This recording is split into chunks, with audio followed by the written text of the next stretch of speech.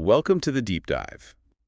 Today we're plunging into the fascinating world of Shona totems. That's right, the mitupo. We've gathered a whole lot of insights, really, to explore this cornerstone of Shona culture. And we're going to focus a bit on the Buhera region of Zimbabwe. Yeah, exactly. And its dominant Moyo totem, also called Sinyoro, but, also comparing it across the country. Okay, so our mission for you listening in is basically to get a quick but solid understanding of why these totems matter so much. Right. We want you to see how they're, woven into Shona identity. How they shape social structures, relationships. And foster this really deep connection to nature, especially looking at Buhera. Okay, so let's get right into it. This idea, mutupo, it's much more than just a clan name, isn't it? Oh, absolutely. Think of it as a symbol, a really powerful one. It's like a direct line to your ancestry. A mark of honor, maybe, and part of your spiritual identity. Exactly, connecting you right back to the ancestral spirits, the Vadzimu.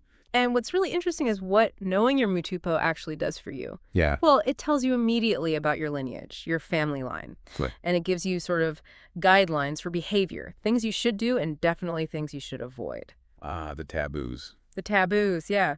And crucially, it even affects who you can marry. That's huge. So focusing on Buhera for a moment. Yeah. One totem really stands out, you said. Yes, Moyo, also known as Sinyoro. Moyo, which literally means heart. Right. And that's incredibly symbolic. It represents life, unity. And leadership, you mentioned. Yeah. Particularly in Buhera. That's right. Historically, the Moyo or Sinyoro people in Buhera are really strongly linked with chieftainship, with traditional leadership roles. So they're seen as the guardians of tradition. Kind of, yeah. Yeah. Embodying wisdom, diplomacy, sometimes even traditional healing is associated with them. And Sinyoro is just another name for the same group. Exactly, Sinyoro. Carries the same weight, the same respect within that lineage. And it's not just about, saying the name. Our sources talk about something called madzitateguru. Ah, the praise poetry. Yeah, these ancestral praise poems. They seem like a really powerful way these totems are actually remembered and honored. Oh, absolutely. It gives you a real sense of the deep historical and spiritual weight they carry. So if we broaden out from Buhera, while Moyo Sinyoro is central there, different totems pop up in other regions, right? Yeah, definitely. Which shows how totems also act as markers of, where you're from. Regional identity. Makes sense. So, for example, if you go to Mesvingo, the Karanga area. You'd find a lot of mofu, that's the eland, and jiva, which means water. Okay. And then up north, Mazoe, Bindura Way. That's more Zazu territory. There, Shumba, the lion, is very common, and gumbo, the leg.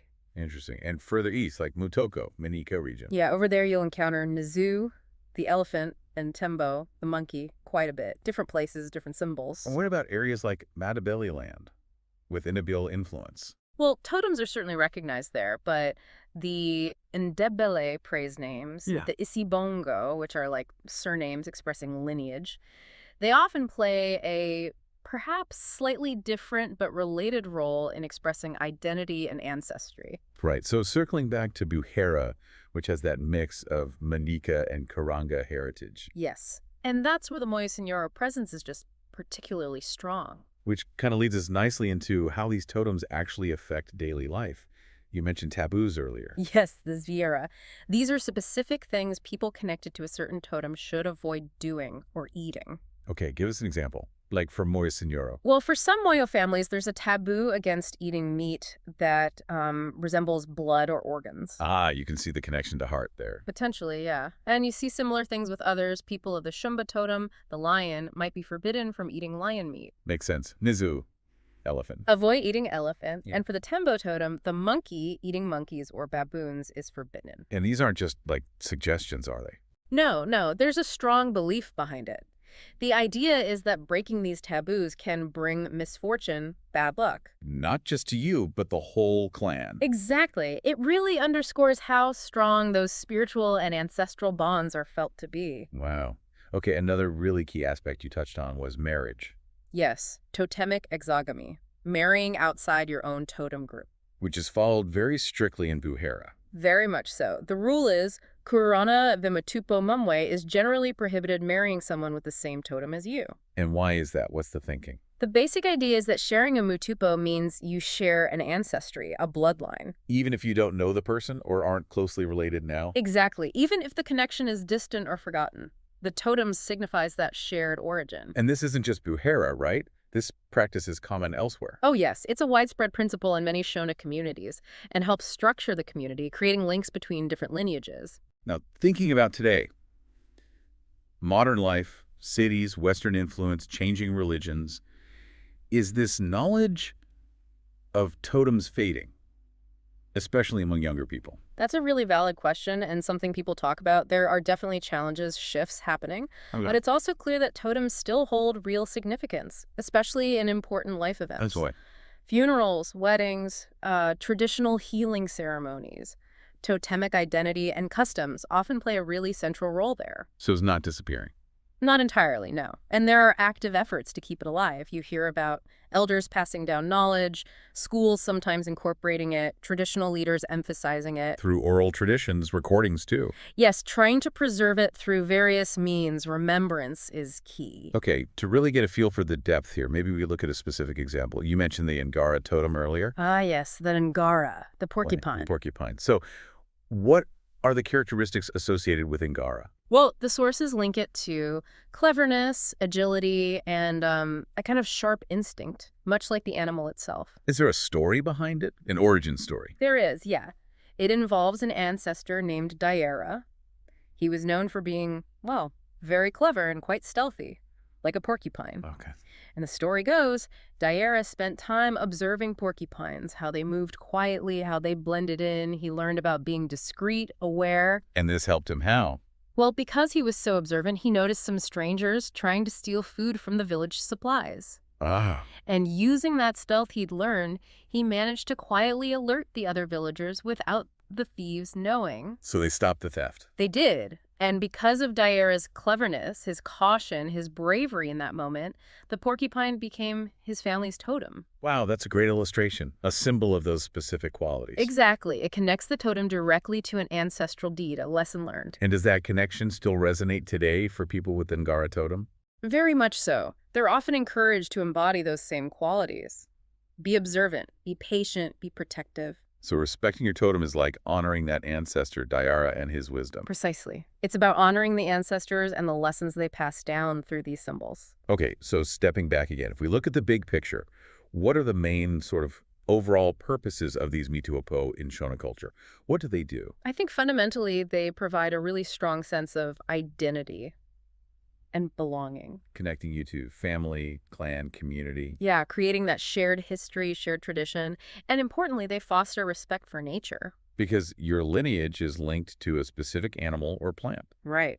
Which often leads to protecting that animal or plant. So there's an environmental aspect too. And the marriage rule we talked about, preventing marriage within the same line. Yes, ensuring diverse family connections, broader social ties, and then, like the Ngara example showed, each totem carries specific values. Right. Shumba for courage, you mentioned.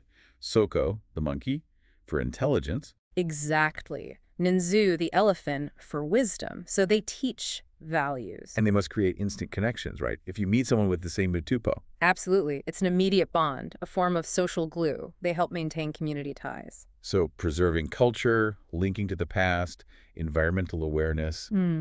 It's quite a lot packed into one concept. It really is. They function on multiple levels. It's fascinating thinking about the sheer variety, too.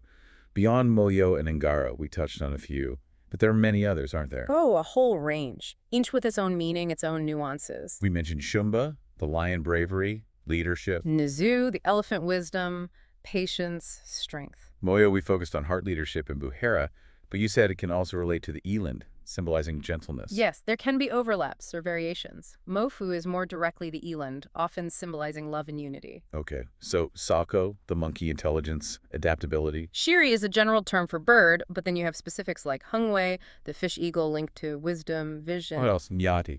The buffalo, often representing a strong connection to the land. Then there's Mbeva, the mouse. Nungu, the porcupine, again, cleverness. Hove, the fish. Mbudzi, the goat. Even plants like guyu, the fig tree, symbolizing longevity, protection. Wow. Nyerier, be your wasp. Yes. Manyanga, meaning horn, often linked to cattle.